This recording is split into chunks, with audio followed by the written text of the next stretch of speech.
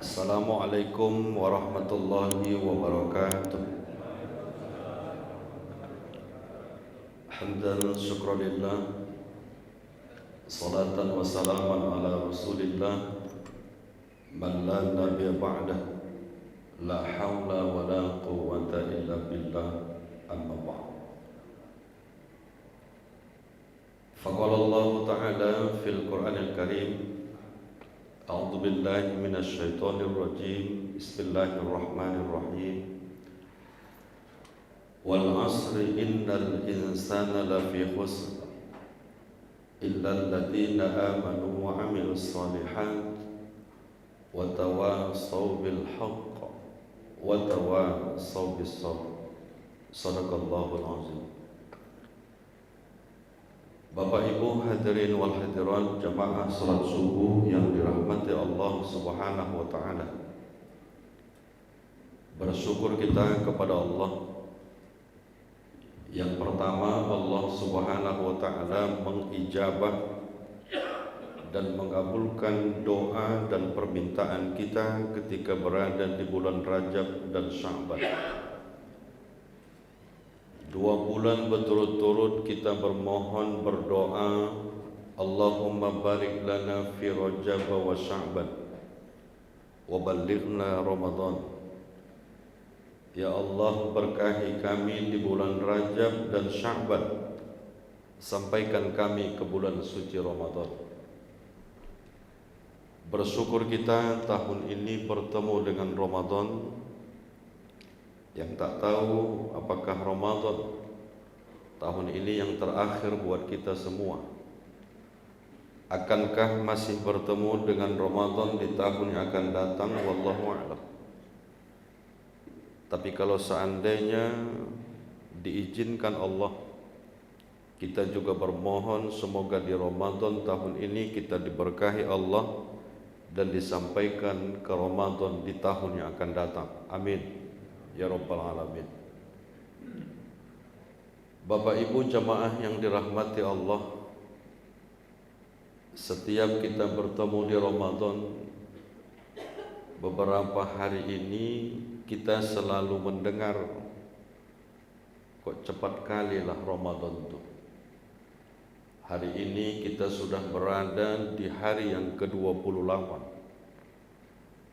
Allah Subhanahu wa taala berfirman, ayyaman ma'dudat, beberapa hari yang ditentukan. Bisa 29, bisa 30. Nanti kita mendengar pengumuman dari Kementerian Agama Republik Indonesia setelah dilaksanakan sidang isbat penentuan 1 Syawal, hendaklah kita mengikuti apa yang telah ditetapkan itu. Hari demi hari, ahad demi ahad, tak terasa cepat kali waktu itu berputar. Bahkan ada yang merasakan 1 bulan itu bagaikan hanya 1 ahad saja. 1 ahad itu kadangkala kita rasakan hanya 1 hari. 1 hari pun kadangkala kita rasakan hanya seperti 1 jam. Baru saja kita tidur, ketika kita terbangun sudah siang hari. Dengan perputaran waktu demi waktu begitu cepat, maka tak terasa usia kita pun semakin bertambah panjang.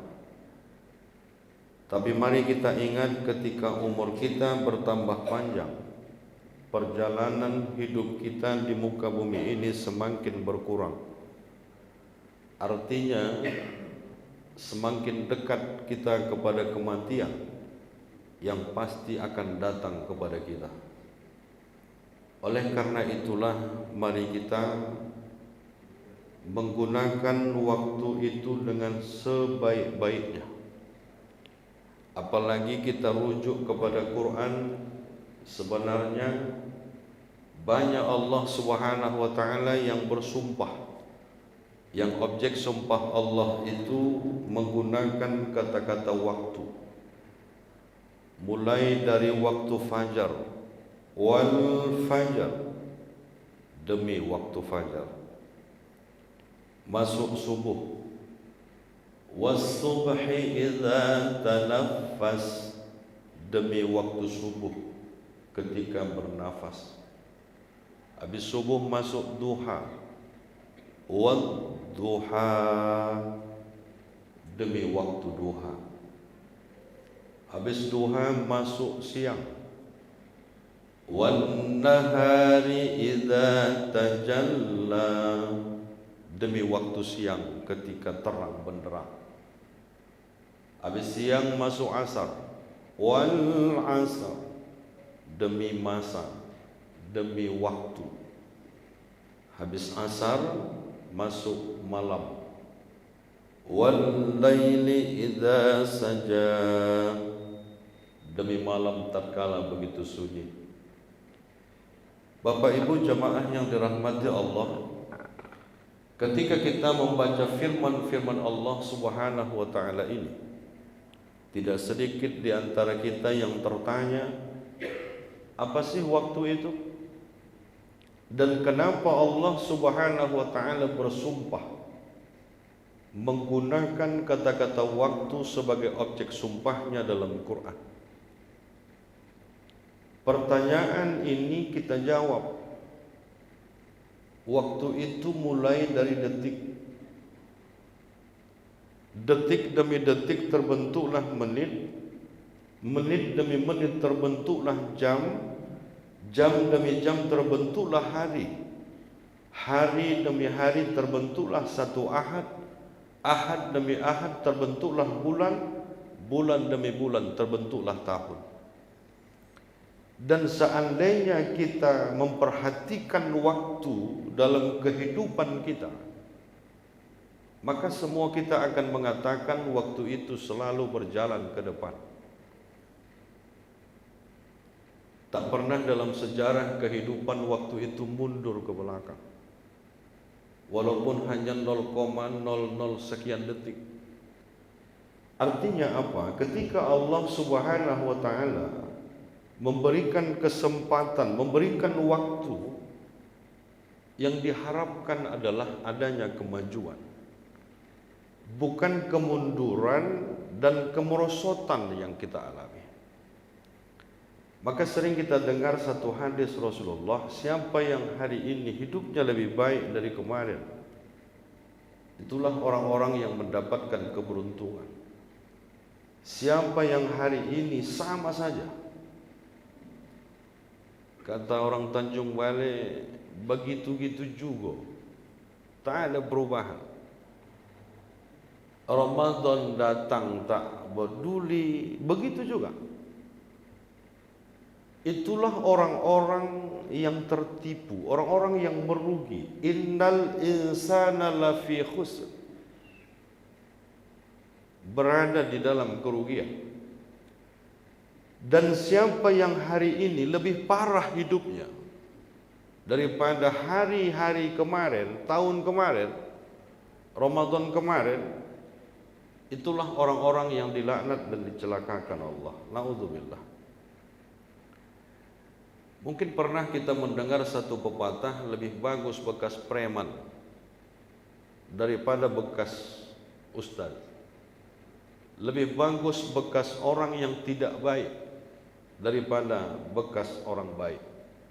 Artinya ada kemajuan, bukan kemunduran dan kemerosotan yang kita alami. Bapak Ibu jamaah yang dirahmati Allah Subhanahu wa taala, sering mungkin disampaikan kepada kita satu hadis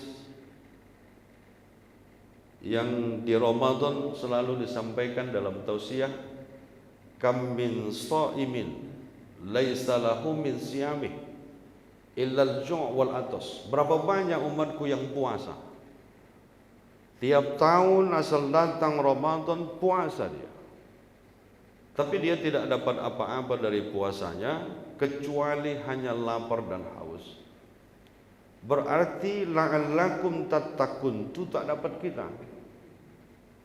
Kita hanya mendapatkan lapar haus.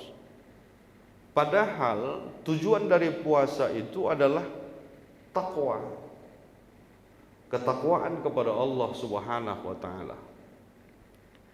Makanya di penghujung bulan suci Ramadan ini kita banyak merenung. Yang pertama kita renungkan, apakah puasaku di siang Ramadan ini, tiap hari aku berpuasa adalah puasa yang diterima atau tidak? Karena puasa ini berbeda dengan ibadah yang lain. Kullu amal ibni Adam lahu illa siyam. Semua amal ibadah anak Adam untuk dia kecuali puasa. Wa innahu li wa ana azazibih. Puasa itu untukku dan aku sendiri akan memberikan ganjaran pahala kepada mereka. Makanya banyak mungkin disampaikan kepada kita pelajaran apa yang kita ambil dari puasa itu. Yang pertama, puasa itu hanya bisa dilakukan orang-orang yang beriman. Makanya perintah dalam surat Al-Baqarah 183, seruan hanya untuk orang beriman. Kenapa? Karena tak semuanya orang bisa melakukan puasa. Contoh, kita berada di satu kamar, tak ada CCTV yang mengawasi, tidak ada orang di sekitar, tak mampu kita meneguk segelas air itu. Karena kita yakin apapun yang kita lakukan, aktivitas apapun yang kita laksanakan selalu dilihat oleh Allah Subhanahu wa taala. Yang kedua, rukun puasa itu cuma dua. Satu niat, dua imsak. In wasiyama rahimakumullah, kata Bilal pada salat witir, semua kita pasang niat untuk puasa esok hari. Niatul mukmin, kata Rasulullah, khairum min amali. Ada yang menerjemahkan lebih baik daripada amalnya. Ketika kita pasang niat, berbedalah orang yang puasa dengan orang yang tidak makan. Di hari lain ketika kita beraktivitas ba'da subuh kerja, tiba-tiba kita bangkit dari duduk kita merasakan kok beda ya penengokanku, kok oyong aku ya, rupanya belum sarapan. Tapi ketika kita berpuasa diniatkan di malam hari, jangankan jam 10, jam 2, jam 4 sampai berbuka kita tahan tidak makan dan tidak minum. Kenapa? Karena kekuatan niat. Niat inilah yang menghubungkan kita dengan Allah Subhanahu wa taala. Makanya banyak orang tua bilang, perbaiki niatmu, elok-elok niat. Kenapa? Karena niat itu yang menghubungkan kita dengan Allah. Kalau salah niat kita, tak akan jadi. Apalagi pekerjaan itu adalah ibadah kepada Allah Subhanahu wa taala. Makanya di ujung niat itu, apalagi kita lafazkan, selalu kita sebut lillahi ta'ala, karena Allah Subhanahu wa ta'ala. Bapak Ibu jamaah yang dirahmati Allah Subhanahu wa ta'ala. Yang kedua, yang ketiga, dari ibadah puasa yang dilakukan ini sebenarnya adalah meredam sikap dan sifat, apalagi sifat manusia. Ada keangkuhan, ada kesombongan. Ketika kita puasa teredam itu semua. Yang muncul adalah sifat tawadu, rendah hati. Dia tidak pernah membanggakan dirinya. Kenapa? Karena yang ada pada dirinya adalah pemberian Allah Subhanahu wa taala.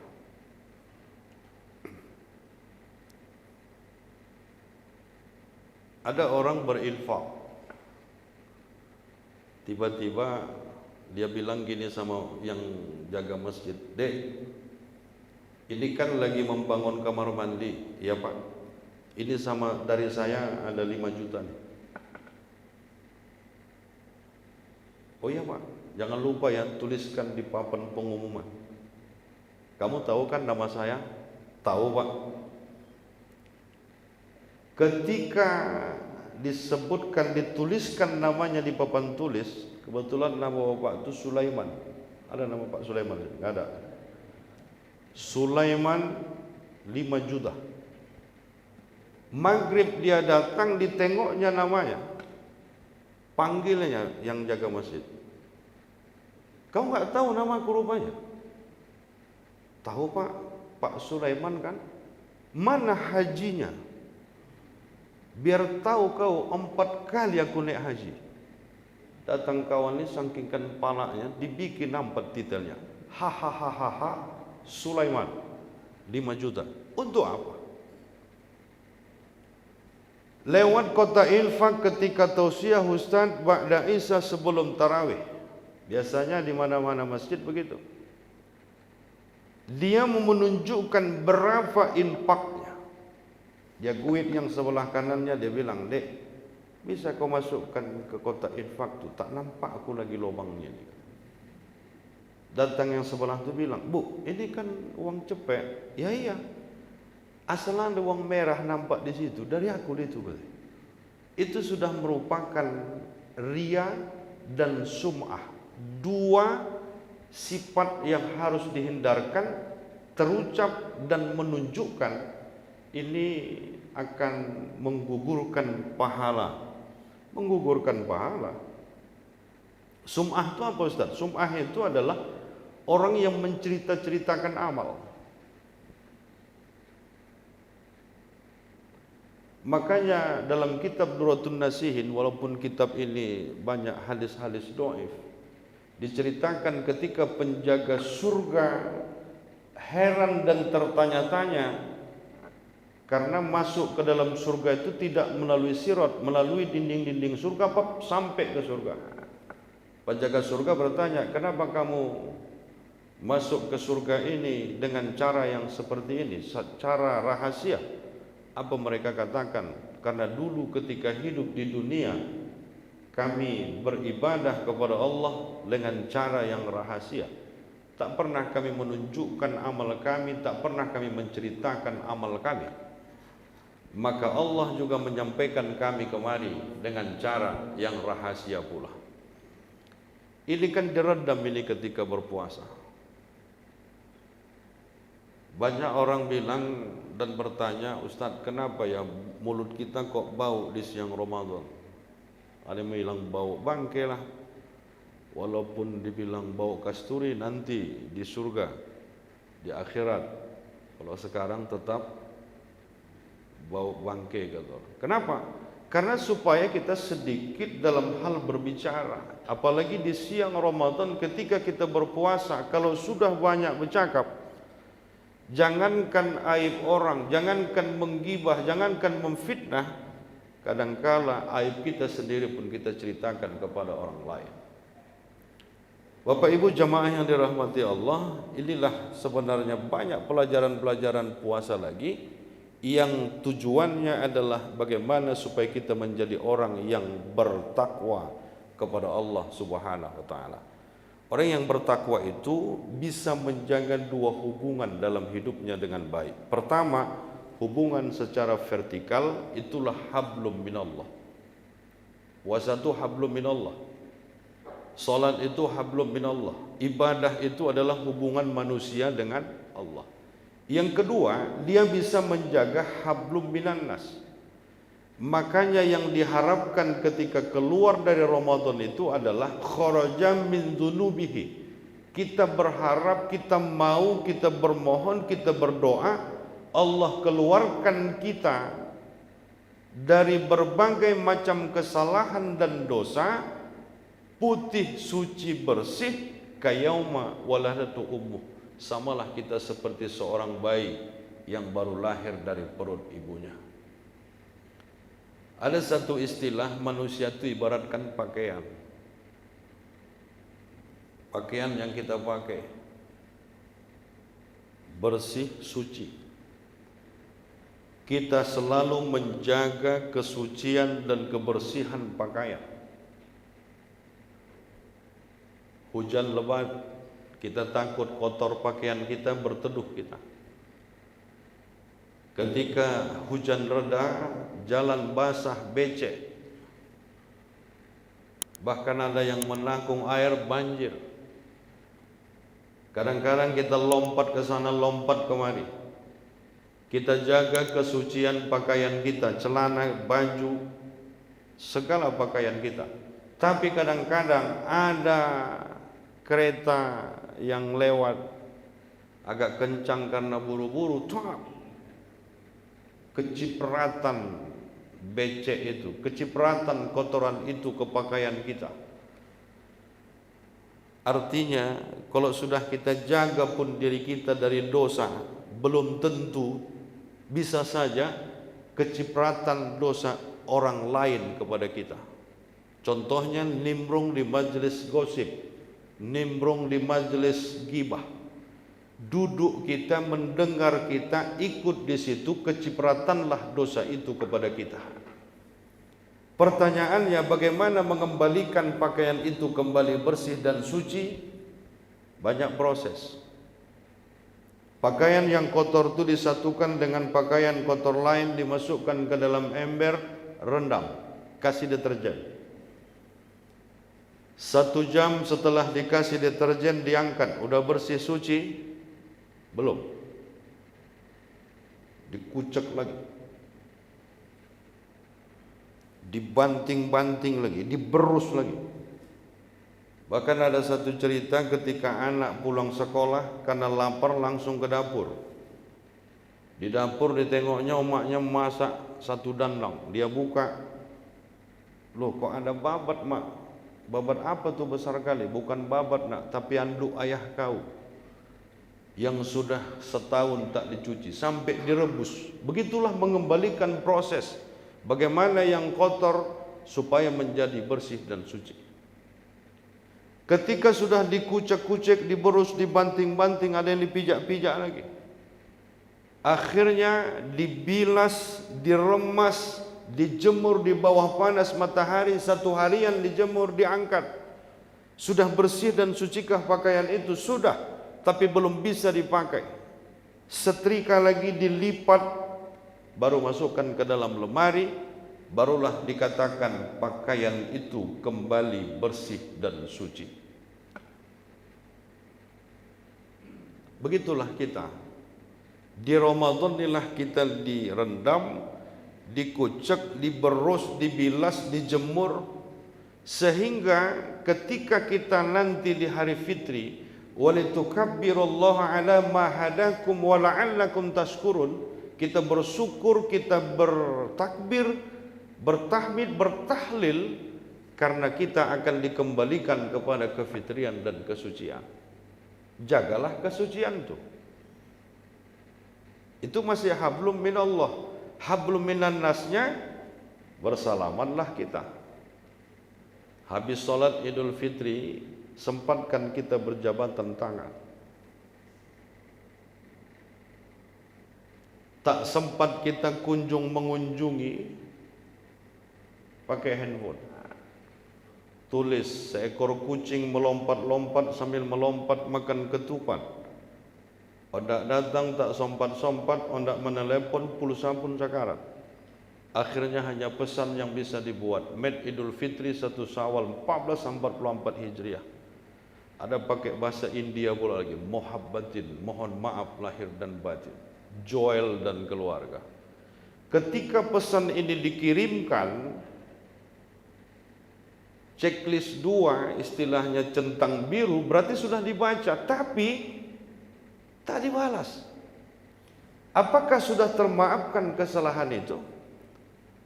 Konsep sosial itu adalah take and give.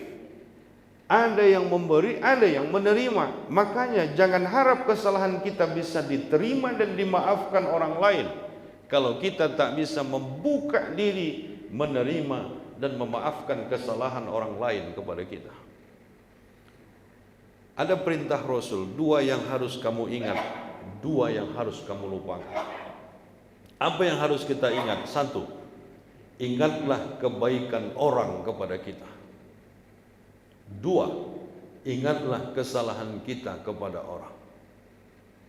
Apa yang harus kita lupakan? Satu, lupakan kebaikan kita kepada orang, jangan diingat-ingat.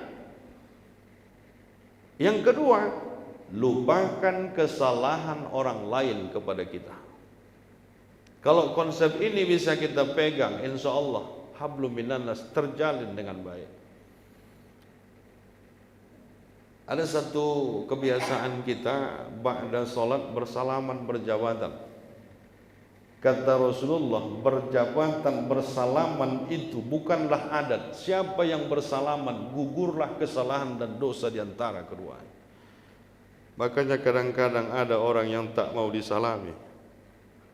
Bingung juga kita. Apalah salahku, kok nggak mau dia nyalami aku? Bersalaman mengugurkan dosa. Iya, patulah orang asal salaman diguncangnya kuat gitu. Kenapa digoncang kuat bang? Biar gugur semua. Iya, tapi besok kawan tuh berkusuk 75.000 habis duitnya gara-gara bersalaman tadi. Yang kedua, ada bersalaman dikorek ya tangan kita. Kita tanya, kenapa kok korek-korek tanganku? Mana tahu lengket bang, tak gugur, biar gugur dia kata. Jadi kadang-kadang begitulah kita. Bersalaman, berjabatan tangan, apalagi bersilaturahim. Kunjung mengunjungi, datangi. Saya dulu lama ketua BKM di Al-Islah Kapten Muslim.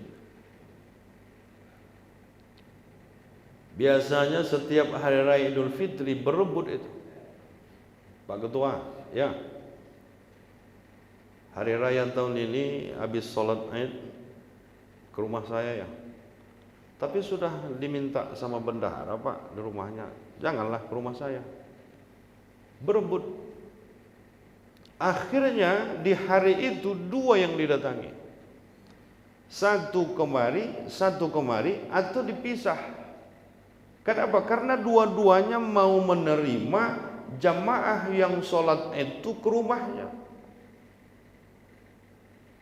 Datang oma-oma dua orang, ini menggibah juga lagi. Didatanginya dua-dua, tapi begitu jumpa orang itu pulang, yang dibahas lontong dua-duanya.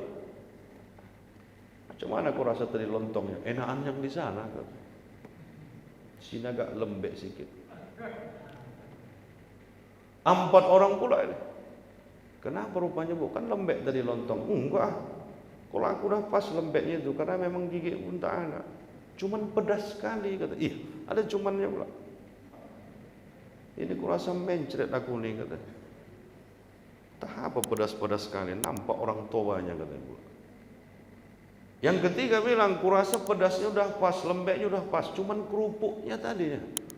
Masa kerupuk merah dibikinnya, kerupuk udang yang besar tuh kenapa? Masa nggak bisa dibelinya? Udah pas itu kerupuknya itu kata yang 4. Pedasnya pun udah pas, lembeknya pun pas, cuman telurnya tadinya kok diparohnya pula di situ. Kalau bulat gitu kan tadi mantap.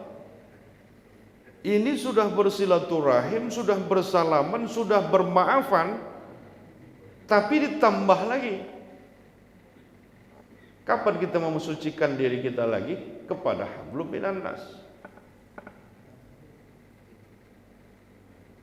Ini yang harus dihindari. Bapak Ibu jamaah yang dirahmati Allah Subhanahu wa taala, belum tentu tiap tahun. Tadi saya dari awal kita sampaikan, belum tentu tiap tahun kita bertemu Ramadan. Coba tengok waktu kita tarawih. Terbayang kita dulu ada si Polan di sebelah kananku. Sekarang tak ada. Akankah aku besok yang tak ada?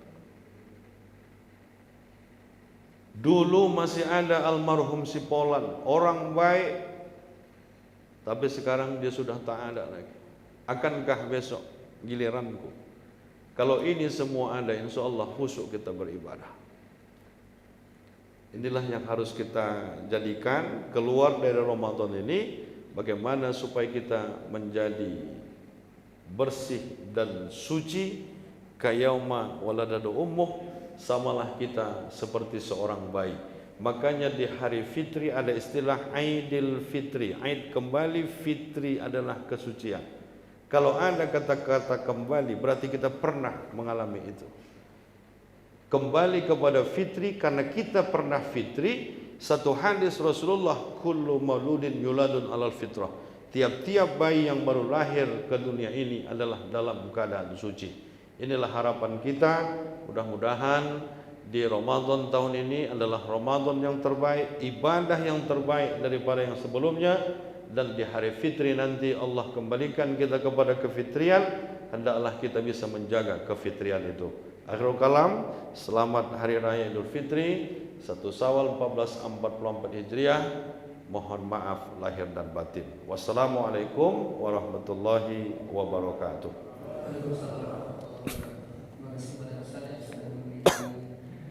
Motivasi yang bicara kepada kita meningkatkan amal soleh, juga ada vertikal dan ada horizontal. Kita buka sesi tanya jawab satu atau dua pertanyaan. Ya, silakan Pak. Tadi ku tengok udah ada yang ngangguk, udah paham, sampai ada yang ke bawah kali ngangguknya ya. Silakan. Silakan Pak Malik.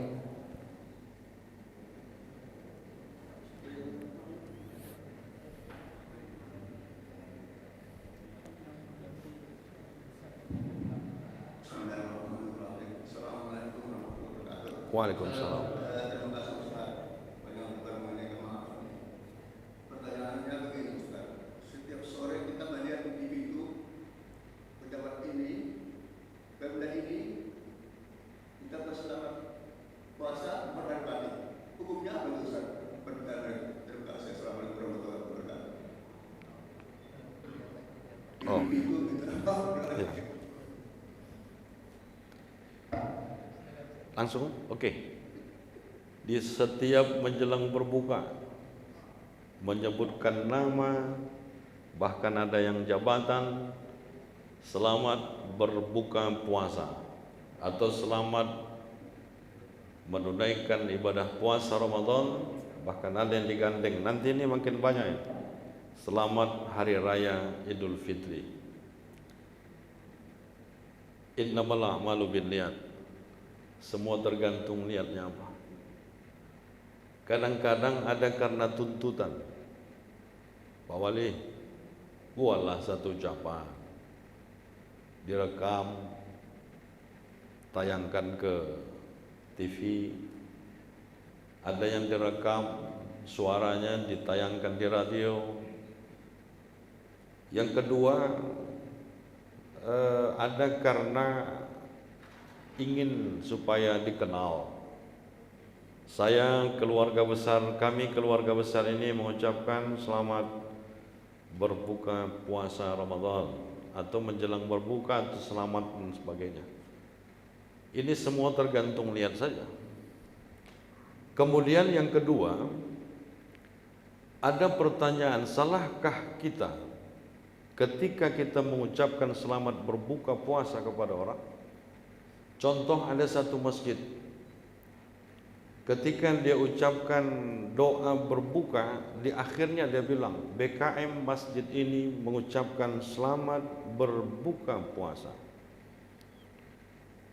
Ucapan selamat berbuka puasa ini apakah salah?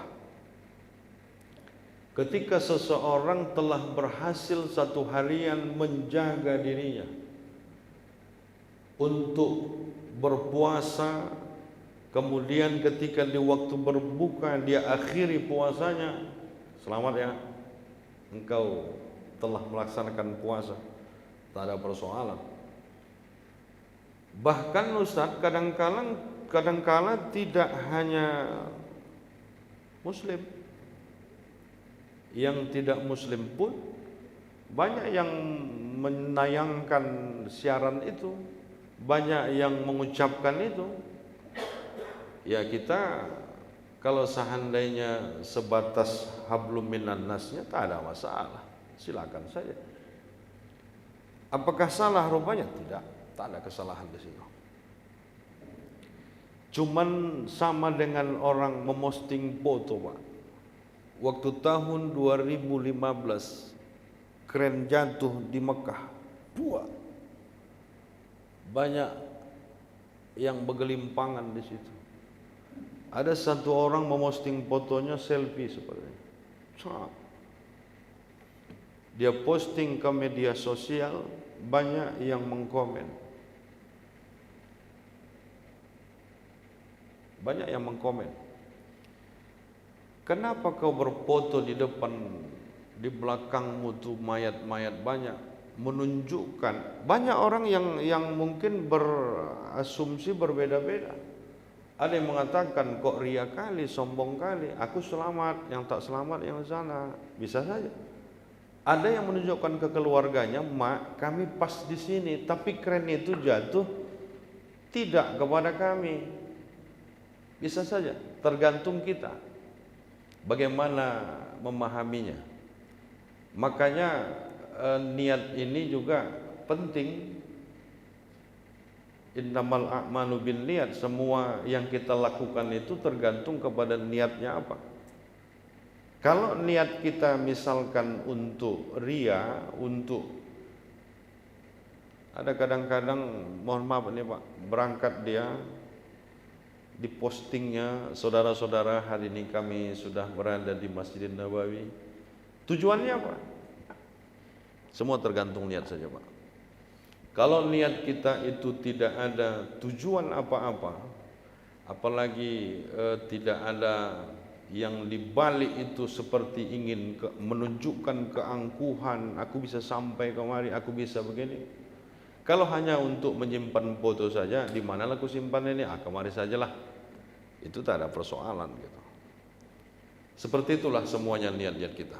Ya, oke, yang lain silakan Pak. Ya.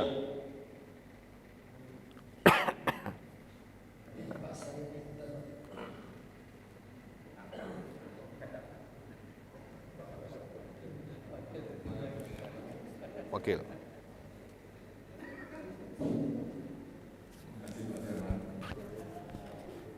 Assalamualaikum warahmatullahi wabarakatuh. Waalaikumsalam.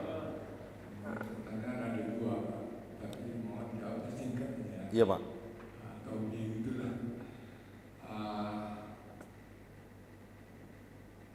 Pertanyaannya, kalau ini saya mungkin bukan untuk yang lain, cuma beberapa hari ini jadi pertanyaan bagi saya yang mendapat jawabannya yang pasti. Apakah kalau misalnya saya puasa di satu Syawal haram atau halal? Satu Pak. Kedua, kalau saya misalnya sholat di dua Syawal haram atau halal? Itu jawabannya.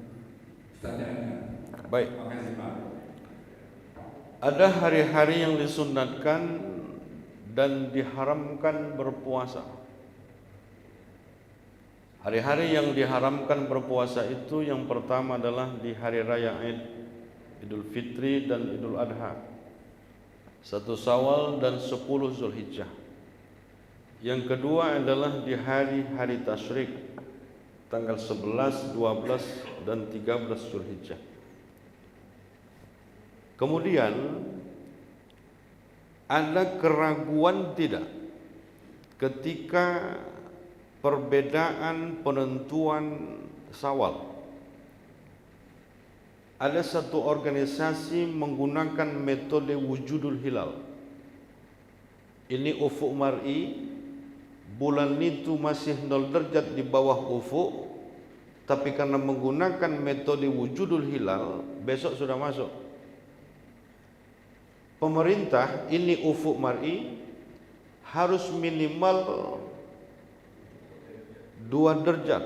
Dulu 7 tuh, turun-turun jadi 2 derajat di atas ufuk mar'i menggunakan metode hisab imkan ar-ru'yah.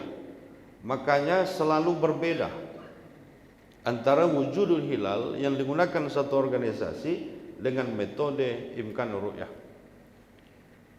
Kemudian diumumkan, misalkan puasa terakhir hari Jumat, berarti hari Sabtu kita hari raya.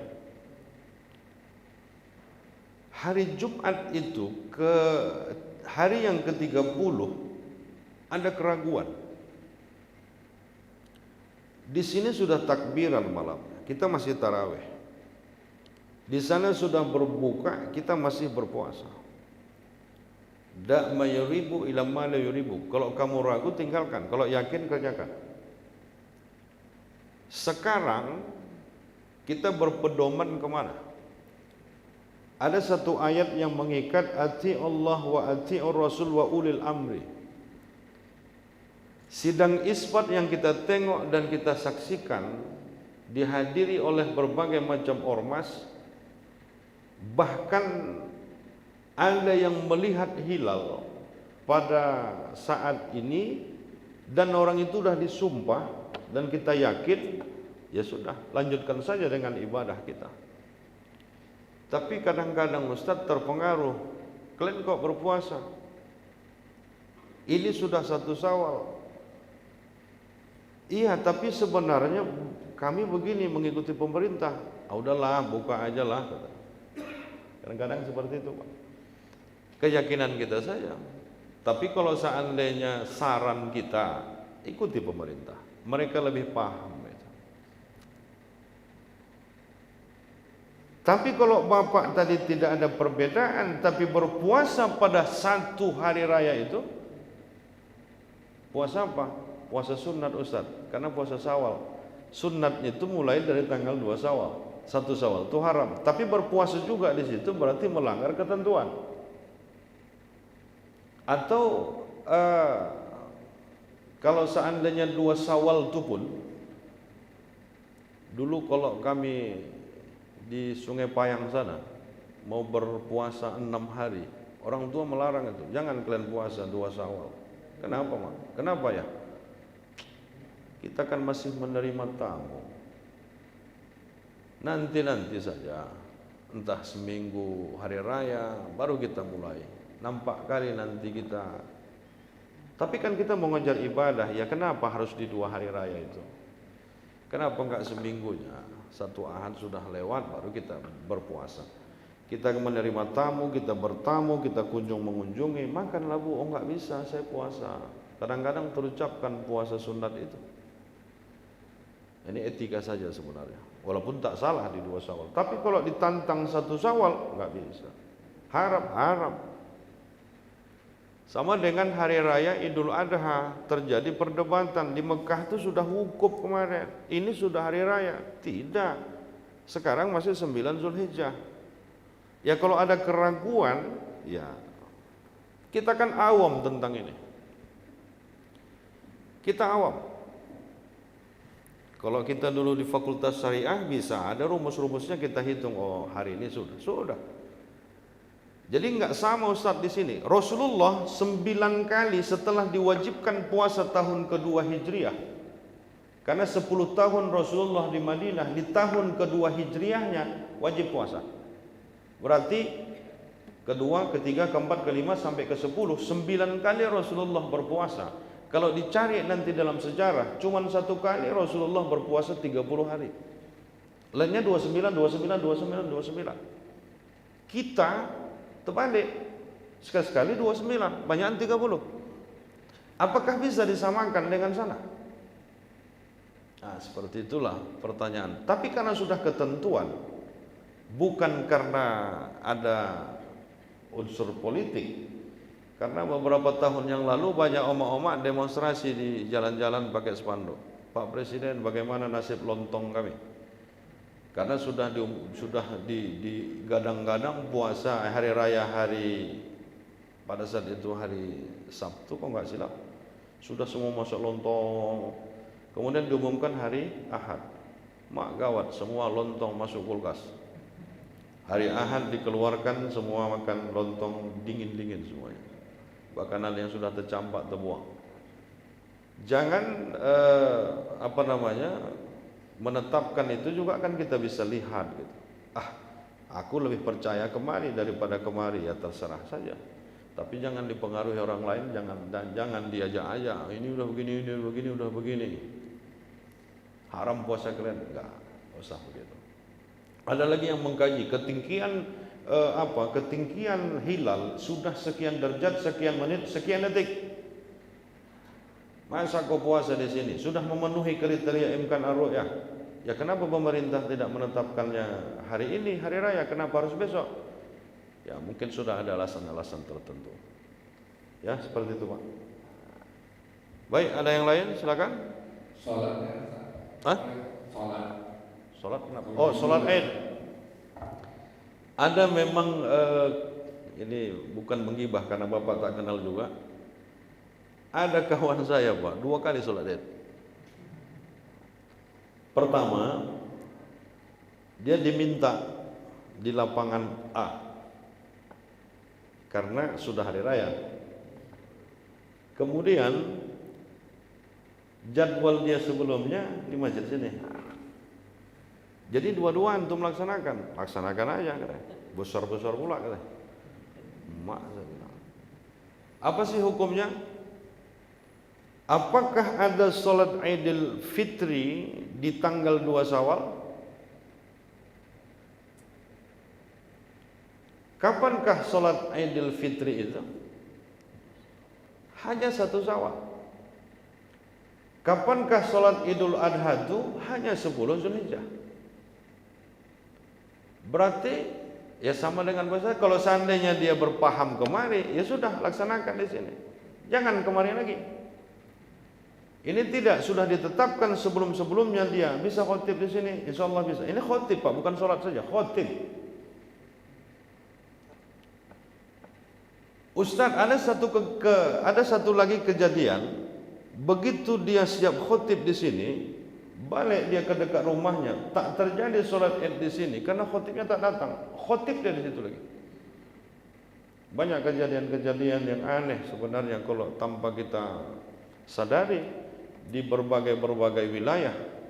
Bahkan ada satu musola, karena musola itu tidak ada sekitarnya masjid, agak jauh, tak datang khotibnya. Yang satu musola ini rame-rame datang kemari dan itu melaksanakan sholat Id 2 kali, khotib yang sama. Kemana jadi ustaz? Kemana siapa yang mau jadi khotib? Tapi kalau seandainya di tanggal 2 Syawal dia melaksanakan sholat Id, padahal sudah secara umumnya pada tanggal 1 Syawal sudah misalkan hari A, laksanakanlah di situ. Jangan lagi kadang-kadang memang kita nih ya seperti itu. Aku sholat di sana, sholat di sini. Kalau bisa tanggal 1 Syawal itu kapan? Disitulah kita sholat Id. Ya. Baik. Silakan.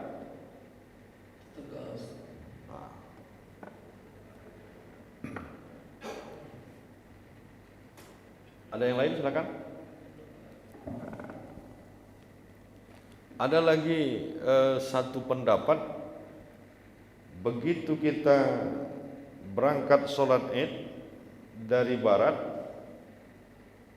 pulangnya sholat Id jangan jalan yang sama, dari jalan yang lain. Datang istrinya bertanya, kok nggak sampai lah suamiku ini? Rupanya begitu sampai jam 9. Dari mana bang tadi? Tapi kata Ustaz, kalau jalan dari A nanti pulangnya berputar dari jalan B. Ada pula janda situ tadi, kasihan awak, sempat ku datangi juga, ku kasih ke dia katanya, entah zakat kek, sedekah kek. Ini pendapat saja. Baik, saya rasa ini mudah-mudahan apa yang disampaikan bermanfaat buat kita semua. Yang jelas satu tujuan kita adalah bagaimana keluar dari Ramadan ini kita bisa menjaga kefitrian dan kesucian itu. Kuncinya cuma satu saja, jagalah hubungan secara vertikal, hubungan manusia dengan Allah, itulah ibadah. Yang kedua, jagalah hubungan secara horizontal, hubungan manusia dengan manusia. Itulah hablum minan nas. Bagaimana kita bisa menjaganya? Kalau dalam sejarah Isra Mi'raj, horizontal, vertikal. Tengok garis diagonal. Ketika Rasulullah turun membawa satu perintah, salat. Makanya kata Rasulullah, siapa yang salatnya bagus, baguslah semuanya. Berarti kalau sholatnya tak baguslah semuanya. Inna sholata tanha anil fahsya'i wal munkar. Sesungguhnya sholat itu dapat mencegah perbuatan keji dan mungkar. 5 kali kita dalam melaksanakan ibadah sholat ini insya Allah bisa menjauhkan kita dari kemungkaran, sehingga kita bisa menjaga hubungan baik. Hablum minallah wa hablum minannas. Ini saja mungkin yang dapat kita sampaikan. Sebelum kita tutup, sama-sama kita bermohon, berdoa, semoga Allah mengampuni dosa-dosa dan mengabulkan doa-doa kita semua. Amin. A'udzu billahi minasyaitonir rajim. Bismillahirrahmanirrahim. Alhamdulillahi rabbil alamin.